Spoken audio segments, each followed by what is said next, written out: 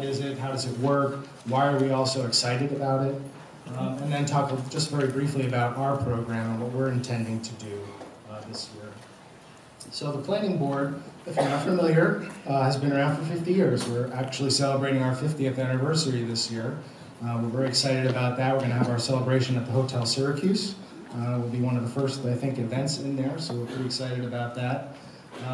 We do a lot of work with local communities providing services like community development, economic development, transportation planning, and of course energy management, which is our newest program, but has quickly grown into one of our most robust programs. Our approach, since we do not have authority as a regional planning agency to compel anyone to do anything, it's really the power of our ideas, and so events like this really help to spread the word about issues like community solar. But our tactic is to work with local governments to educate, coordinate, and facilitate progressive actions in regards to energy in particular. So again, for those of you who are local government officials, thank you very much for coming and demonstrating your leadership, and we're anxious to work with you. Whether you're in this region or not, we can refer you to resources throughout the state. Just a brief snapshot of some of our programs. We completed a regional sustainability plan through the NYSERDA Cleaner Greener Communities program back in 2013. I'll refer to this a little bit later, but this sets the stage in our region in terms of our clean energy and climate protection goals, and really informs all of the work that we do. So we try to be very intentional with the programs and projects that we put out and make sure that they're advancing the goals of our plan. The Climate Change Innovation Program is the work that we do with municipalities to promote climate protection goals. So through the NYSERDA Climate Smart Communities program, we assist them to create greenhouse gas inventories and climate action plans so that they can set their own goals at the local level. Solarize CNY, Caitlin referred to already. We've done 4 rounds of Solarize in partnership with folks throughout the region, and we've been very successful, very excited about bringing shared solar to the region. We'd like to replicate our Solarize model in terms of public LED street lighting. So our newest program still under development is the CNY Bright Lights program, but we think this approach of regional coordination, collaboration, aggregating demand can work with other technologies like LED streetlights or electric vehicles, electric vehicle charging stations, and so forth. We're doing a microgrid feasibility study. We're working with PACE Finance, so we're helping municipalities to become eligible to offer commercial PACE financing. We're working on an EV plan and a community wind farm study as well. So you get a flavor of the breadth and depth of some of the programs that we're working on here in Central New York. So just turning now to solar, which really has been a major component of our program over the last several years. I think probably everyone in this room is familiar with the tremendous growth that we've seen in the market.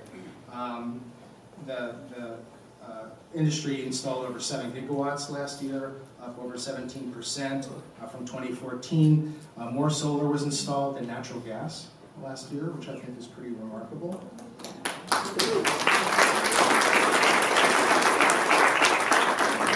Total cumulative PV installations went over 25 gigawatts by the end of 2015. So just to give you a sense of perspective, in 2010 we were at 2 gigawatts. So this is just exponential growth that you can see here. In terms of the market's prospects and where we expect things to go, obviously we expect extension of the federal investment tax credit has given breathed a new life into the industry, and you can see the difference in forecasts for growth in the industry before the extension and then afterwards.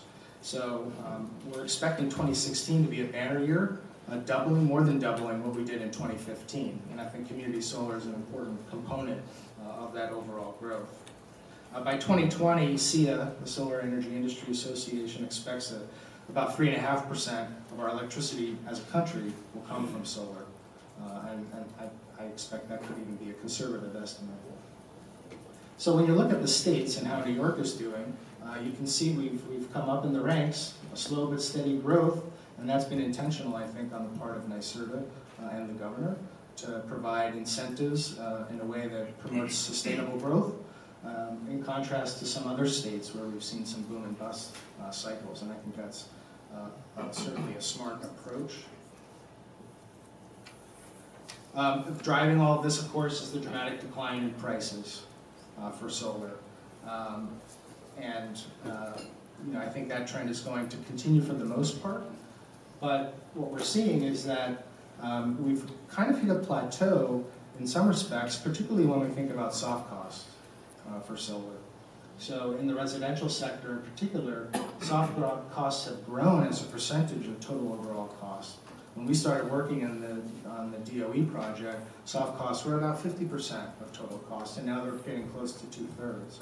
So the good news is that component prices have come down, modules, costs of polysilicon has come down, but those things, those stubborn problems of soft costs like financing costs, permitting costs, customer acquisition, fancy government term for marketing, what we try to address with solarized campaigns. Those are all things that we continue to work on, and I think, again, community solar is going to help us make a big dent in that. So in terms of some of these soft costs, we've been fairly successful in promoting the New York State Unified Solar Permit. 41 communities out of 150 in our region have adopted that. So I think that's something like 40% of all the adoptees in the state are here in central New York. So we're really pleased about that. This provides consistency to the industry and reduces time to project completion, which saves money, of course. I attribute a lot of the success in terms of promotion of the permit to our solarized campaign. So as we've grown the market, we've built in a natural constituency that presses local leaders for streamlining the process to implement their projects. Here you see some of our solarized partners in last year's regional campaign. These folks have been tremendous in terms of allowing us to use their facilities, helping us to promote the program, just helping us in a variety of ways. We couldn't have done it without them. And here's just a representation of the impact of the 4 solarized campaigns we've been involved with, going back to Solarize Madison in 2012, which was the first solarized campaign in New York State. So altogether, we've saved our customers over $1.5 million, had a total economic impact of over $13 million and 80 jobs created. Looking back on the Open New York database, a third of our residential PV systems in the region have come through our solarized campaigns. So we've had, I think, a transformative impact on the market. And then in terms of carbon reduction, we've reduced emissions by 2,400 metric tons on an annual basis. This representation shows 1 metric ton in terms of the volume it would take up. So you give a sense of scale to that. 2,400 tons is a drop in the bucket in terms of our 10 million metric tons as a region that we emit annually, but I don't think that's the right way to look at it. I think it's important for us to be thinking about not the end goal necessarily all the time, but the next step that we need to take. So 2,400 metric tons is equivalent to the municipal emissions of over 7 of our municipalities that service a population of over 20,000 people.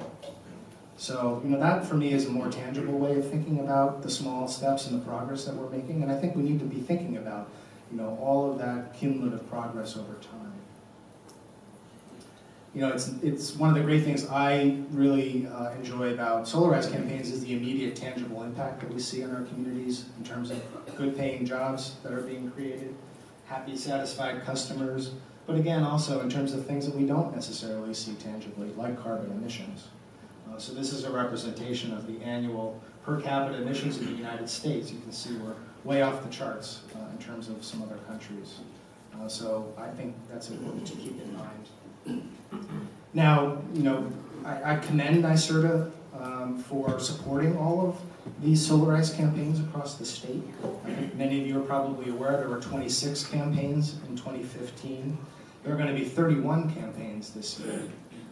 So we're building a movement here. and I think it's important for us to think of it in those terms. 13 of the 31 campaigns this year will focus on shared solar. So we're really, pleased to be a part of that next step in the progression of clean energy in the state, and we're really looking forward to learning from all of you as we move ahead. So let's talk about community solar. What is it? I like NREL's definition. I think it's simple and straightforward. They call it a solar electric system that provides power and/or financial benefit to multiple community members. The reason I like that definition, it's broad enough to encompass both ownership-based models and subscription-based models or pay-as-you-go models. And I think that's important because there's lots of flavors and models out there for shared solar, lots of ways for you to make this opportunity work in your own community. So, the beneficial thing of this is that it allows us to build at scale in a way that we can't do with rooftop residential, to build systems more efficiently, to site them more optimally, and again, to just scale the whole industry. So for me, when we talk about community solar, we're talking about off-site shared solar, and then on-site shared solar for things like municipal buildings. We're not talking about solarized campaigns per se, although I think solarized campaigns can help advance community solar in terms of customer acquisition. We'll talk about that in a minute. We're not really talking about things like community-driven financial models, whether they're investor-based, so groups like Sunvestment here in central New York that operate along those lines, or sort of philanthropic donation-based models necessarily. So groups like Evolve in San Francisco that have a charitable-based model where folks contribute to put solar on a nonprofit organization, for example.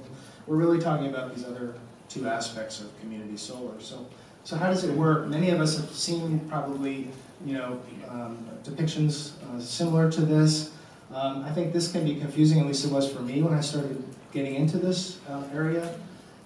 This gives the impression that you actually own panels, and that certainly is an opportunity. That's one way of doing shared solar.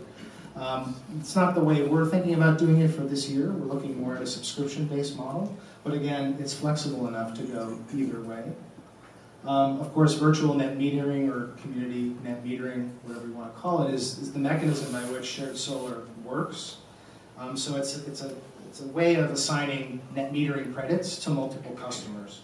So under the old rules of remote net metering, a single customer could connect multiple properties they own. Under virtual net metering, we can all participate as long as we have at least 10 subscribers into this community solar array. So if your share of a shared solar array produces 800 kilowatt hours, you get that credit. If your usage is 1,000 kilowatt hours, then you pay the balance of 200 kilowatt hours to the utility, and the other bill is the credit appears on your utility bill. So just looking back, I think it's informative to think about some of the projects that have preceded us. The folks in Ellenburg, Washington claim to be the first community solar project, at least in terms of my research. What I think is interesting is that it expanded over time. So it started fairly small, and they kept adding more and more to the system as more community residents came on board. So that certainly can be an opportunity for us. You don't have to start with a big 2 megawatt project. You can start small and build on it. We have seen larger projects going in over the last few years. This is the Brewster project in Massachusetts, 345 kilowatt capacity. You see the before and after sort of picture. Again, these are centralized systems that allow us to build at scale. Here's a 1 megawatt project built by Clean Energy Collective, one of our presenters today in Rehoboth. So again, multiple scales can be accomplished. I'm excited. I think shared solar is going mainstream. As someone who studied energy policy back in the 90s at UC Berkeley, we talked about things like virtual net metering, how important that would be. It took us a while to get there, but we're here now. Fortune Magazine, New York Times, The Atlantic are all sort of picking up on this, and folks are excited about this idea of how can we serve low and moderate income customers that haven't been able to participate in the traditional rooftop ownership for solar. So this is just a representation of growth, expected growth in the industry. As I talk to folks, I think, again, these estimates may be conservative, but we're going to see, I think, certainly growth in states like New York, Colorado, Minnesota, Massachusetts are going to lead the way, I think. This could grow to a $16 billion industry by the year 2020, according to the Department of Energy. So just tremendous opportunity. More and more states are getting on board with it. New York State, as we all know, adopted community distributed generation last year. So we're now one of 24 states, I think, by count, in terms of community or states that are promoting community solar. And what's exciting about it is it allows us to tap into those folks, as I mentioned, who could not go solar previously. I know for our Solarize campaigns, we have a backlog of 1,500 customers who wanted to go solar but could not. And so I think shared solar is going to offer a tremendous opportunity to them. But once you start slicing the potential customer segment in terms of households and then owner-occupied, where there's net metering policy, folks who have good credit and a good site, you're really starting to whittle down that list, right, of folks who can potentially go solar. And that's why we're all so excited. So what are the benefits? Again, it's open to anyone. There's greater access. And it uses the existing power grid with nothing under roof. So if you don't have a good site, that's good. You don't have to worry about aesthetics or what your neighbor may have to say about your solar panels. For us, in terms of the pay-as-you-go model, there's no upfront cost. I think that's really exciting. It's going to allow us to build our subscriber base fairly quickly. It's easy. It's portable. If you move, if you're in the same utility service territory, you can take your subscription with you. That's a tremendous benefit. A lot of folks that we've talked to over the years in solar, I say, well, I'm not sure. I might be moving in a couple of years. I don't know if I want to invest for a payback of 7 or 8 years. Well, now they don't have to worry about that. Now, what are some of the challenges? I think there are challenges that we need to acknowledge, and hopefully today we'll draw out some of these issues and we can have a good discussion about them. Customer acquisition will be a challenge, as it always is, and we're hoping to play an important role here in Central New York in terms of that. But specifically, marketing to low and moderate income customers, I think, is going to be something we really need to think about, and I'll talk more about that in a minute. The issue of managing members and reporting to utilities is something that, particularly for our regional-based smaller installers, need to think about. They may not have that expertise, so we have companies that provide those services here today, and you'll hear about what they have to offer. Permitting is going to be an issue as we build at larger scale, working with municipalities to help them to adopt zoning codes that facilitate solar, something we're going to be working on. Securing financing, I think, is a really big barrier. I wanted to make sure we had a session devoted to that today. As we try to get low and moderate income subscribers, how will the financial backers, the investors in community solar projects, look at that prospect? How can we help to mitigate that risk or that perceived risk by bringing in subscribers with lower FICO scores? And then, of course, interconnection is always a persistent issue, maybe more of an issue with shared solar as we build at larger scale. I think there's some exciting prospects happening in New York State to facilitate that, and we'll talk about that in the afternoon session. But just going back to this issue of low and moderate income customers and how do we reach them, I think we need to be aware that it's important to reach this market, to bring it to scale, but there's also important equity issues here that are involved. These customers are contributing as ratepayers to the funds that support state incentives, and indirectly through the tax credits as well. So it's important that they are able to participate. These households typically have a higher energy burden, as we all know. They're paying maybe 10% of household income for energy, as opposed to 3% for the average household. These communities suffer higher rates of pollution from traditional energy sources, so the extent that we can bring clean energy to them is important. But they have been victims of predatory lending. They have been victims of unscrupulous energy service providers, I will say. And the state, I'll give Governor credit, the Attorney General credit, have been trying to rein that part of the industry in. But there is a perception in these communities that if it's too good to be true, then it probably is. And I think shared solar actually has a lot to offer and can come off as sounding too good to be true. So I think we really need to think that through. Some of you may have seen the Village Voice article on this issue. So this is a real issue, and I think advocates and And think tanks are trying to put out some information just in the last couple of weeks. Some new reports have come out thinking about what are best practices to reach this segment of the market. We're intending to follow those best practices, so in terms of our outreach, we're going to work with local neighborhood-based groups, with groups that serve this community specifically, affordable housing providers, neighborhood services, and so forth.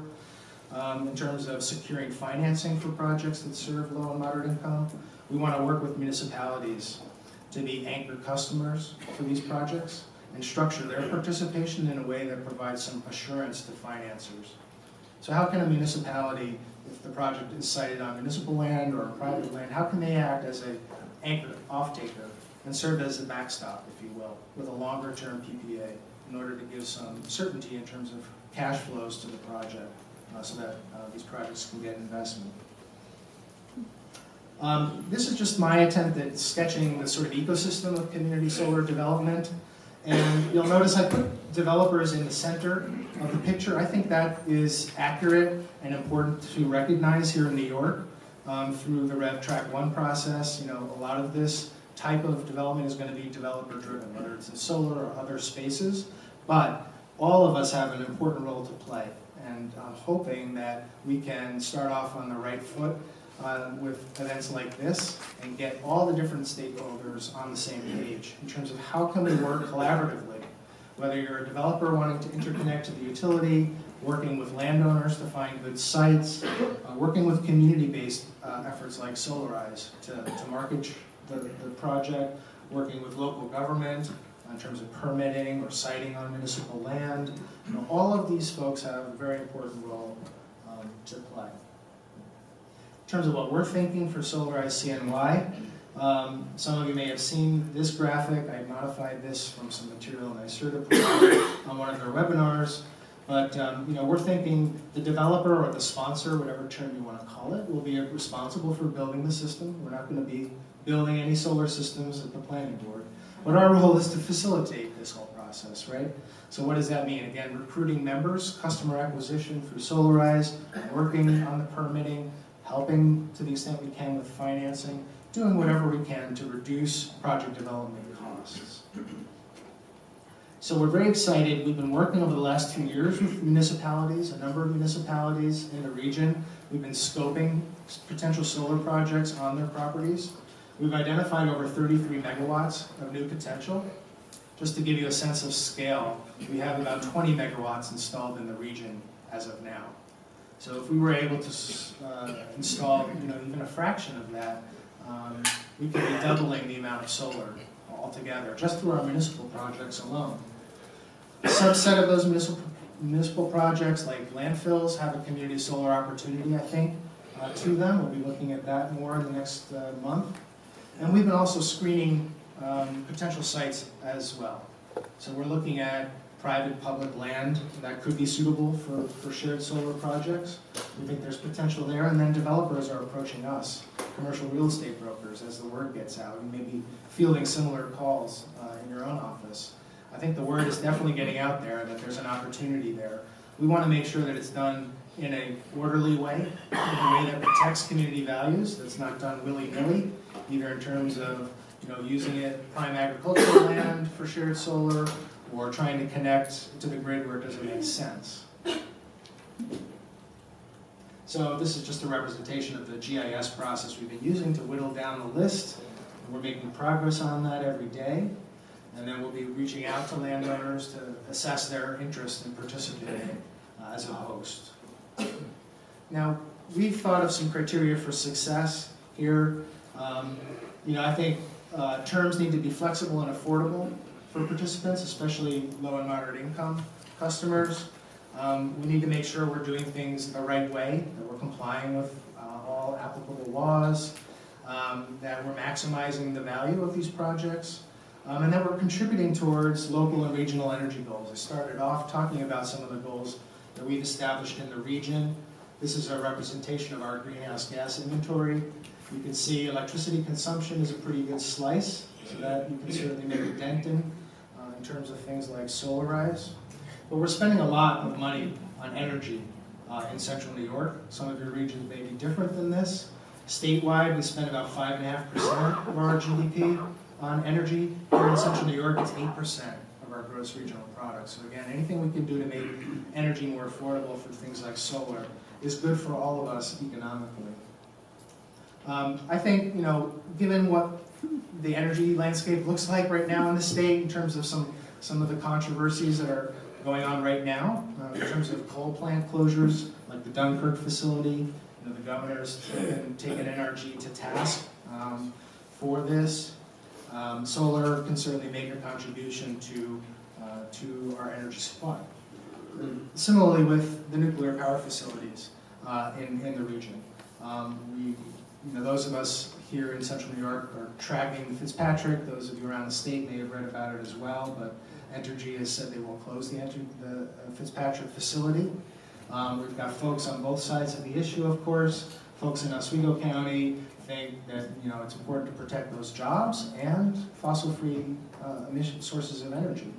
Others think that nuclear is too risky, too costly, and what we're seeing around the state is lots of closures of coal plants, other plants, and this is being driven by natural gas, not solar, right? So despite what we may see in letters to the editor and so forth about renewable energy subsidies, it's really natural gas, cheap natural gas, that's driving this market. I was interested to see the NISO Power Trends report where they talk about the contribution for solar in terms of peak load, meeting peak load, because this is the thing about coal or nuclear that folks talk about, right? Base load power, we need that. Solar can't compete, it can't help us in terms of that. Well, according to NISO, that's not exactly true. As we build the market over time, we can contribute to that. Maybe not as quickly as we want, maybe we can't completely substitute facilities like Fitzpatrick with solar, but it is going to make a contribution, and it's an important part of the energy mix.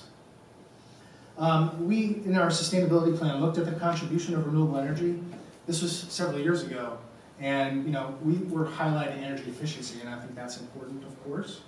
But I think we're conservative, too conservative, in terms of thinking about renewable energy. Costs have come down quite a lot since then, so that is important to recognize. But I think things like shared solar are going to allow us to scale up much more quickly.